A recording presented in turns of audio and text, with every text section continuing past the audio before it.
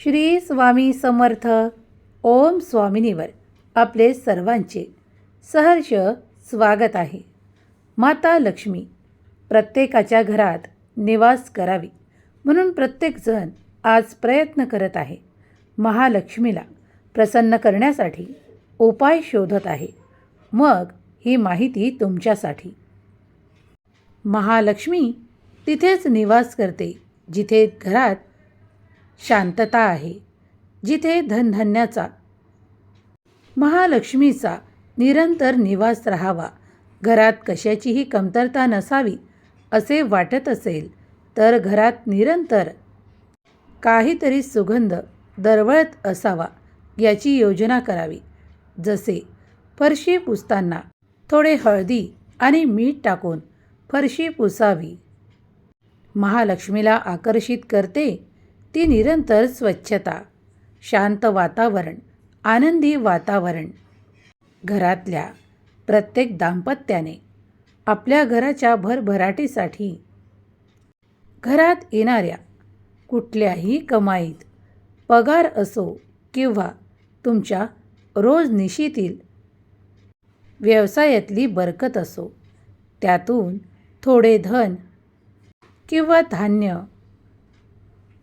महिन्यातील एका दिवशी ठरवून थोडे मंदिरात दान करावे. त्यामुळे अधिक बरकत घरात होऊ लागते. सुख संपन्नता तुम्ही अधिक आकर्षित करता. महालक्ष्मी घरात सतत निवास करू लागते. रोज संध्याकाळी महालक्ष्मी अष्टक किंवा सुक्त वाचावे.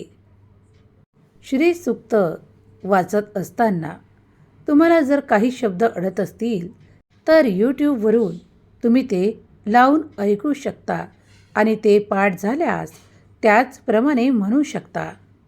त्याचप्रमाणे महालक्ष्मीला शुक्रवारी सफेद मिठाई, खीर किंवा बतासे भोग लावायचे, प्रसाद म्हणून समोर ठेवायचे.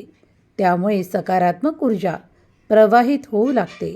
महालक्ष्मीचा आशीर्वाद निरंतर कुटुंबाला सुख, संपन्नतेने आणि भरभराटीने परिपूर्ण करतो. घरातील दारिद्र्य कायमचे संपून सुख संपन्नता प्राप्त होते. श्री महालक्ष्मीची पूजा अर्चना फक्त दिवाळीच्या दिवशीच नाही तर हर शुक्रवारी मान सन्मानाने करावी. माता महालक्ष्मीला पांढरी मिठाई, खीर किंवा बतास्याचा भोग लावावा. निदान दुसरे नाही तर सफेद केलेला भात, त्यात तूप आणि साखर मिक्स करून देवीला, महालक्ष्मी मातेला शुक्रवारी अवश्य नैवेद्य दाखवावा, प्रसाद दाखवावा. तुम्ही हवी तेवढी संपत्ती, ऐश्वर्य, सुख, आनंद प्राप्त करू शकता. तुमचे घर, तिजोरी महालक्ष्मी माता कधीही रिकामे राहू देणार नाही. घरात इतका पैसा, इतकी बरकत येईल की तुम्ही विचार देखील केलेला नसेल. त्याचप्रमाणे जसे आपले घर आनंदी आणि उत्साही होत राहील, त्याचप्रमाणे आपल्या दानात अधिक वाढ करत जावी. जसजसे तुम्हाला धन आकर्षित होत राहते, त्याचप्रमाणे तुम्हीही दानातील संख्या अधिक वाढवत राहावी. याने तुमच्या घरातील बरकत सतत वाढती होते.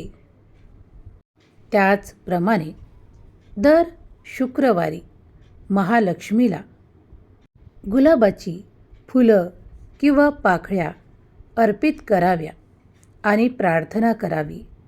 सुगंधित अत्तर देवीला वाहावे, जसे गुलाब अत्तर, चंदन अत्तर.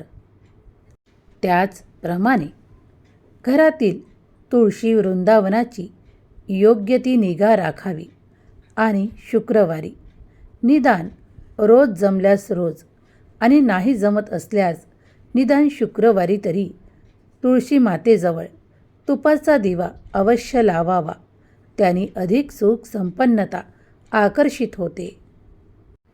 शुक्रवारच्या दिवशी तुळशीला जल अर्पण करत असताना प्रार्थना करा आणि त्यासोबत थोडे दूध देखील अर्पित करा.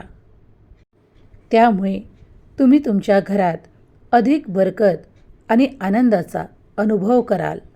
त्याचप्रमाणे घरासमोर मोठी नाही तर छोटीसुद्धा रांगोळी काढून महालक्ष्मीचे पदचिन्ह अवश्य काढावे. शुक्रवारी दारासमोर हळदी कुंकाचे हाताने ठसे देऊन महालक्ष्मीचे चरणकमल बनवावे, त्याची पूजा करावी. मातेला घरात येण्यासाठी आवाहन करावे. तुम्ही तुमच्या जीवनात ती सकारात्मकता, आनंद प्राप्त करू शकता. हे सांगितलेले उपाय तुम्ही यामधून काहीही केले तरीही ते सर्व काही सकारात्मक आहे. तुम्हाला यातून सकारात्मक परिणाम दिसणार आहेत. तुमच्या घरातील वादविवाद शांत होतील. सुख, संपन्नता, ऐश्वर्य तुम्हाला मिळू लागेल. दाम्पत्य जीवनातील सुविधा, आनंद अधिक वाढी लागेल. भगवान विष्णू आणि माता महालक्ष्मी तुमच्या घरी सतत बरकत करतील. हे उपाय साधे असले तरी परिणामकारक आहेत. भरभराटीला आकर्षित करणारे आहेत. जे काही नियम पाळतात त्यांच्या घरी सुख, संपन्नता अधिक वाढी लागते. शुभ परिणाम दिसू लागतात आणि घरात सतत खूप आनंदाचे वातावरण निर्माण होते. निदान रोज जमत नसेल तरीही शुक्रवारी निदान संध्याकाळी तरी, रात्री तरी दाम्पत्यांनी मिळून महालक्ष्मीची थोड्या वेळ नामस्मरण किंवा स्तोत्र किंवा स्तुती किंवा महालक्ष्मीचे श्रीसूक्त वाचन किंवा पठण केल्याने संसारातील आर्थिक अडचणी दूर होण्यास सुरुवात होते आणि घरात निरंतर बरकत, आनंद आणि खूप काही भरभराट प्राप्त होताना दिसून येते. आनंदी आनंद घरात प्रवाहित होऊ लागतो. कारण जिथे जिथे महालक्ष्मी मातेचे नामस्मरण किंवा स्तुती किंवा स्तोत्र म्हटल्या जाते तिथे तिथे उत्साह, आनंद आणि शुभ मंगलमय वातावरण निर्माण होते आणि माता महालक्ष्मी सतत घरावर आनंदाचा, सुखांचा वर्षाव करते आणि घरात स्थिर होते. ही माहिती, हे उपाय तुम्हाला निरंतर बरकत देतील आणि आयुष्यात आर्थिक अडचणींपासून दूर ठेवतील. जय महालक्ष्मी माता लिहायला विसरू नका.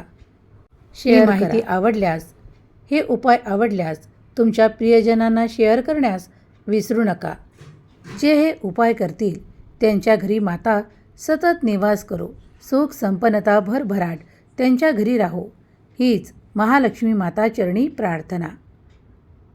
जय महालक्ष्मी माता. ओम स्वामिनीला सबस्क्राईब करायला विसरू नका.